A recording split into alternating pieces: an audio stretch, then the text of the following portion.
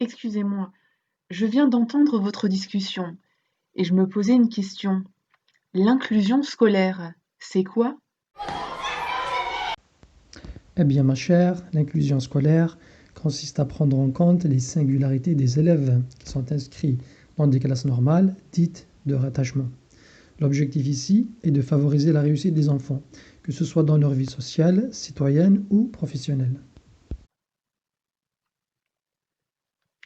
Je comprends mieux, merci. Je suppose qu'il y a des dispositifs pour cadrer ces rattachements. Quels sont-ils?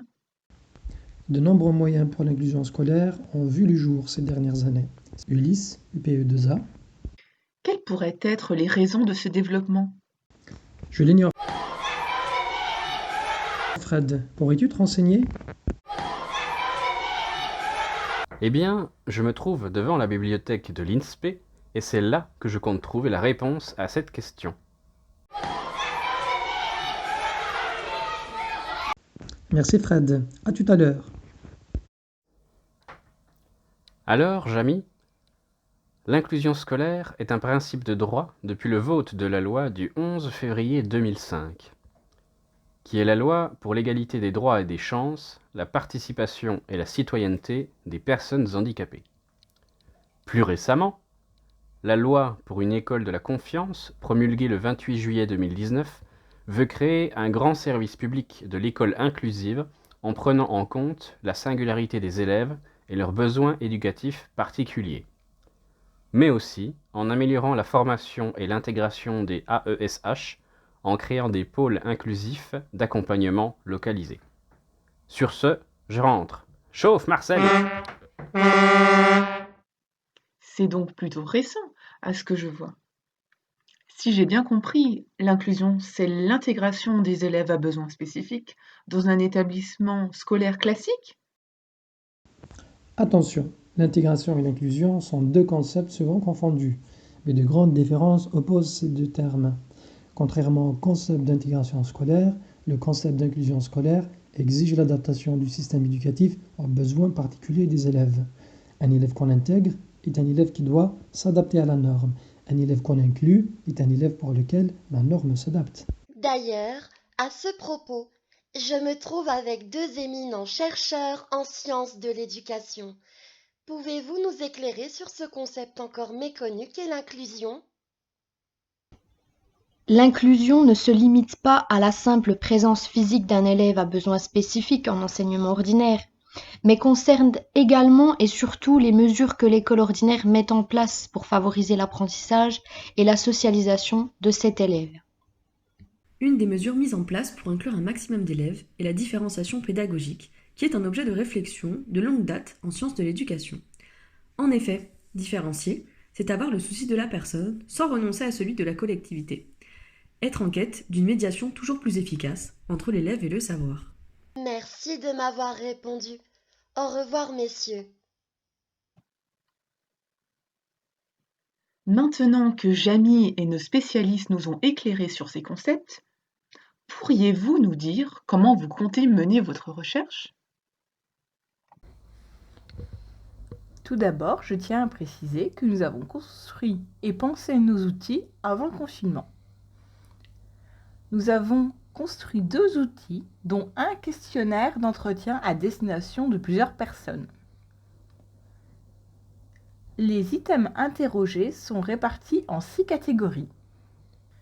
L'inclusion est la première, elle reste générale et permet de se familiariser avec le contexte d'exercice de la personne sondée. La seconde, elle, est dédiée aux chiffres. Cette partie devait nous amener à un questionnement plus précis sur le fonctionnement du système d'inclusion à l'échelle de l'établissement. La suite du questionnaire cherche à mettre en lumière les objectifs fixés pour et par ces dispositifs et les critères d'évaluation auxquels sont soumis les élèves. Enfin, nous nous penchons sur les aménagements mis en place et les limites de l'inclusion scolaire. C'est intéressant. Qu'en est-il du second? C'est une grille, n'est-ce pas? Tout à fait. La grille d'observation devait nous permettre de mesurer le degré d'intégration de l'élève au sein du groupe classe d'un plus petit groupe d'élèves. L'observation pouvait se faire lors d'une activité en autonomie ou en groupe. Nous avons défini ensemble les items observés. Ces items sont la mise en activité, la place de l'élève au sein de la classe ou du groupe d'élèves. Vient ensuite la concentration de l'élève et son utilisation des documents. Les derniers items observables sont le rôle de l'ASH et du professeur. Nous avons fait 2 variantes de cette grille, l'une inspirée du CECRL, dans laquelle nous partons des descriptions les plus hautes et basses des mêmes compétences pour ensuite les modifier et créer des paliers intermédiaires pour plus de précision et de nuances dans l'analyse, ce qui nous permettra d'affiner notre pensée. La seconde est moins scientifique. Elle permet de décrire précisément ce que chacun fait et de recueillir certaines données que l'on ne pouvait pas introduire dans la première grille, comme par exemple le temps de mise en activité ou la nature des supports utilisés. Ces 2 formats devaient nous permettre de compiler des données standards tout en conservant des exemples concrets afin de nourrir notre réflexion future. Mais vous n'allez pas pouvoir mener ces entretiens et ces observations? Nous n'avons pas pu mener ces entretiens et ces observations. C'est pourquoi nous avons pensé à quelques adaptations pendant le confinement. Sophia s'est, en amont, documentée à la source par le biais d'un collègue au collège Val-de-Rosemont à Giromagny. Sofiane, pouvez-vous nous en dire plus? Le collègue en question est le référent Ulysse de l'établissement. Il m'a expliqué comment fonctionne ce dispositif au sein de l'établissement, mais aussi ce qui est en théorie la règle au niveau national. Cet entretien nous a servi à construire le questionnaire d'entretien semi-directif, cité par ma collègue. Dans la mesure où nous ne pouvons plus mener les entretiens comme prévu, nous utiliserons cet entretien pour le projet en cours, en espérant bien sûr mener ces entretiens plus précis dans le cadre de notre formation en cours de carrière. J'ai cru comprendre qu'une observation a eu lieu. Est-ce exact? Oui, j'ai eu le temps d'observer directement un élève de grande section de maternelle qui est suivi par une AESH et qui présente des troubles autistiques dans le cadre d'un atelier autonome en forme et grandeur en début de semaine et en milieu d'après-midi, peu de temps avant la fermeture des écoles. Cette observation a donc été réalisée après la conception des grilles d'observation et du questionnaire semi-directif, ce qui m'a permis d'axer mon attention sur les points que nous souhaitions observer.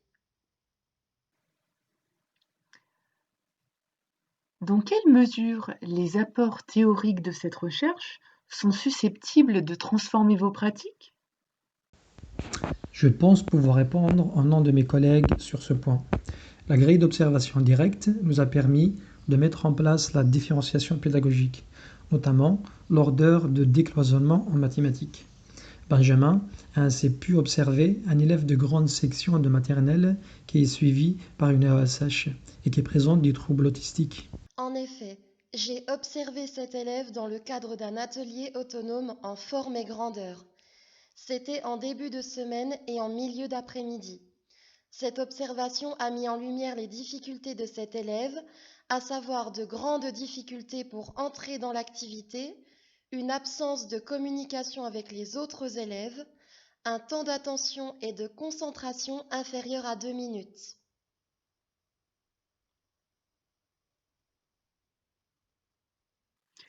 Et qu'en avez-vous fait?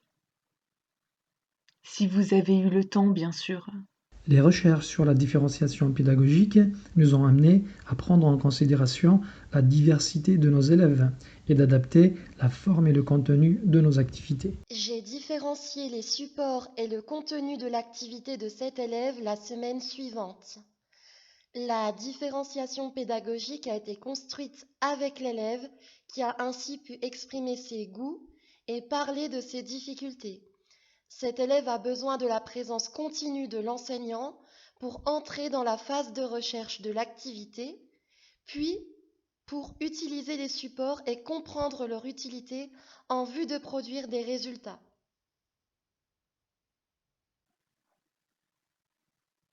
Quel est l'intérêt de cette adaptation? Le but ici est de favoriser la réussite de tous nos élèves. Et quelle forme peut prendre cette adaptation? Nous avons adapté notre pratique professionnelle à l'hétérogénéité de nos classes en activant plusieurs leviers de la différenciation pédagogique. J'ai par exemple augmenté l'espace entre les lignes d'écriture, simplifié ou complexifié le contenu des activités, proposé des repères ou des codes couleurs pour écrire correctement entre les lignes, mais j'ai aussi réduit ou densifié la quantité de travail dans une activité, proposé un format plus grand ou plus petit pour les tableaux à double entrée. Donc, les apports théoriques de ce projet sur les élèves à besoins spécifiques et la différenciation pédagogique vous ont permis de vous adapter à la diversité des élèves et de prendre en compte leur singularité en variant les pratiques? Oui, car maîtriser les contenus enseignés est certes primordial, mais mettre en œuvre un ensemble diversifié de manières d'arriver à un résultat est tout aussi important.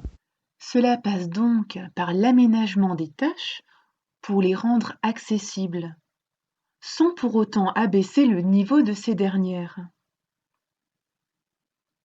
Et vous, Sofiane? Je n'ai pas pu mettre tout cela en place, mais je différenciais déjà avant. Intéressant. Que faisiez-vous en classe? J'évalue les élèves à l'oral, quand la tâche le permet. Je propose en général un temps aménagé pour les élèves à besoins spécifiques. À l'oral, il est possible de répéter les consignes ou de les faire répéter par un camarade. On peut aussi lire les consignes écrites et écrire les consignes orales. Il faut s'assurer que les consignes soient bien comprises. Je rédige mes traces écrites en utilisant le clavier, avec une police claire et de bonne taille. Mais ce n'est pas tout. Par exemple, je ne pénalise pas les élèves si la réponse est mal écrite. Je les encourage à travailler à partir de cartes heuristiques qui sont visuellement plus parlantes pour l'analyse des textes. Je permets également aux élèves de compléter des messages avec des dessins. Je les mets devant et non pas au fond de la classe pour qu'ils puissent lire et écrire ce qui est projeté au tableau. Je varie également ma posture d'enseignant en me libérant de la gestion collective de la classe pour accompagner mes élèves. Eh bien, vous en faites déjà beaucoup. Quelle est la raison de tous ces aménagements? Le but est de permettre à ces élèves d'exploiter leur plein potentiel d'apprentissage, qu'ils se sentent valorisés, éviter la stigmatisation, les motiver pour qu'ils réussissent leur scolarité et dans la vie. Est-ce que les résultats qui ont été ou auraient pu être obtenus sont susceptibles de transformer vos pratiques professionnelles? Je projetterai le maximum de contenu au tableau et je pense mettre les informations essentielles en exergue, en les surlignant ou en utilisant un coup de couleur. On peut aussi utiliser une police d'écriture adaptée aux dyslexiques. Mais dites-moi, Sofiane, cela fait beaucoup de choses à mettre en place, à gérer et à penser. Oui, oui, mais notre but à tous est de faire progresser nos élèves, n'est-ce pas Charline? Bien sûr, et même si les compétences nécessaires à l'exercice du métier d'enseignant ont été largement sollicitées lors des différentes étapes du projet, et que la réflexion s'est construite à la fois sur des lectures théoriques et sur des expériences de terrain. Cela a été très formateur pour nous. Vous parlez de compétences pour être professeur. Ne varie-t-elle pas d'une personne à l'autre? Les compétences citées proviennent du référentiel de compétences des métiers du professorat et de l'éducation.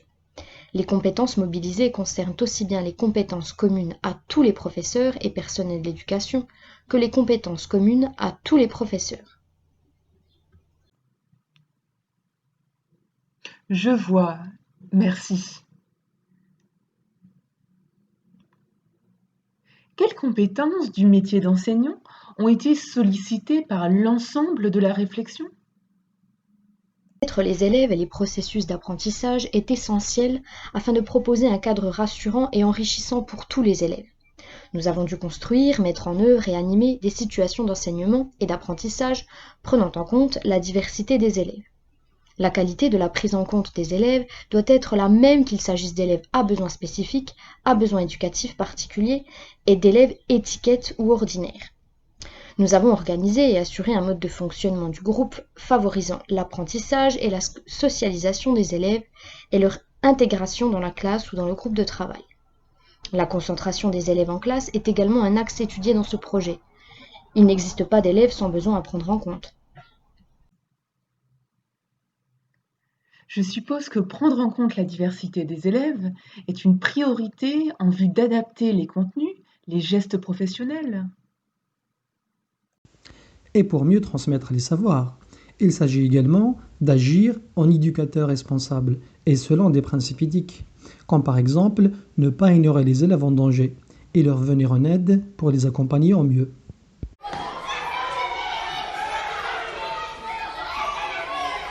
Maîtriser la langue française à des fins de communication est une compétence qui nous a permis d'échanger et compléter nos connaissances.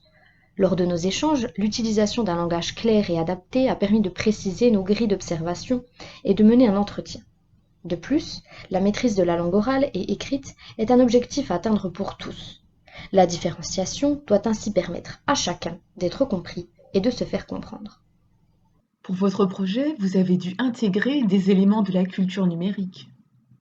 Ce sont également des compétences du référentiel, n'est-ce pas? Oui, tout à fait.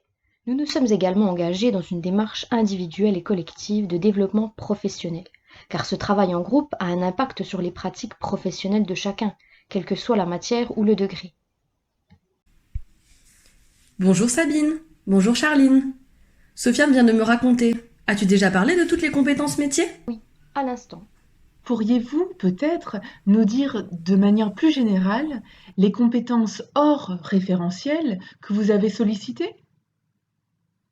Bien sûr, lors de ce travail, nous avons dû organiser des recherches ou répartir les tâches, fixer les objectifs à ce travail, sans compter l'analyse, la rédaction et enfin la synthèse. Cela vous a demandé aussi du travail sur le terrain, n'est-ce pas? Nous avons effectivement dû nous adapter avant la fermeture des écoles, puis réfléchir à la partie observation pure et enfin anticiper. Une petite conclusion? Charline? Ce travail de recherche résulte d'une nécessité de prendre en compte les élèves à besoins particuliers que nous pouvons et pourrons rencontrer dans nos classes. Malgré les dispositifs existants, certaines barrières persistent à une bonne inclusion scolaire. D'après les compétences des enseignants, il est de notre rôle d'inclure les élèves. Les chiffres montrent que les enfants en situation de handicap ne cessent d'augmenter. En effet, la scolarisation des élèves en situation de handicap dans les établissements scolaires a connu une forte augmentation depuis 2006, passant de 100 000 élèves accueillis à plus de 320 000 en 2017. Quelles perspectives pourraient être envisagées dans l'exercice professionnel futur? Cynthia?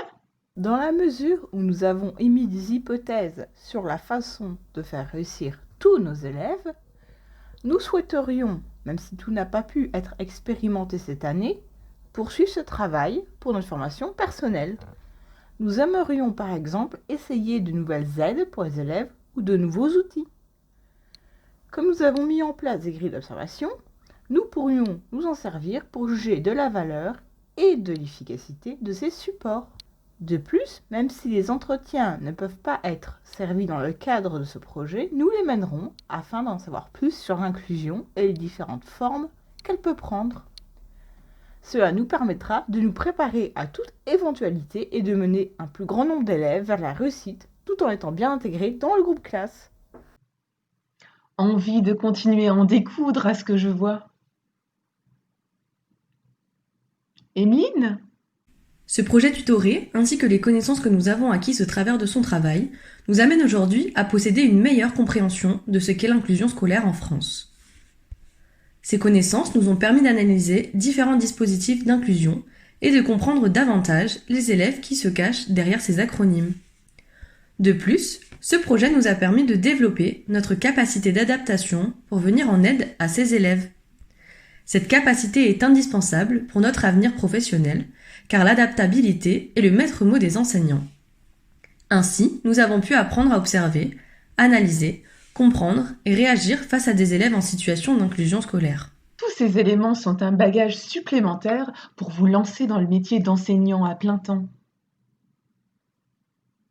Avez-vous eu l'occasion de découvrir des choses, comme de nouveaux outils par exemple? Oui, nous avons tous découvert de nouveaux outils pour différencier, travailler et collaborer avec le personnel référent. Il n'y a que du positif alors? C'est plutôt rare. Malheureusement, certaines actions mises en place n'ont pas fonctionné et il faudra les améliorer à l'avenir. Je me disais bien. C'est pour cela que nous serons amenés à adapter nos méthodes et il sera nécessaire d'être formés à la question de l'inclusion scolaire tout au long de notre carrière. C'est d'ailleurs l'objectif mené d'ici la fin du quinquennat 2022, qui a pour mission de rendre l'école pleinement accessible, en augmentant le nombre d'enseignants formés et accompagnés, ainsi que le nombre d'établissements spécialisés. Il faut aussi des accompagnants reconnus, mieux formés et un accompagnement des élèves depuis les temps péri- et extrascolaires et jusqu'à la formation professionnelle. Ce projet vous tient à cœur, à ce que je vois. Il a peut-être fait naître chez certains d'entre vous l'envie, un jour qui sait, de passer son KPI pour s'occuper exclusivement de ces élèves en situation d'inclusion scolaire. C'est fort probable, Sabine.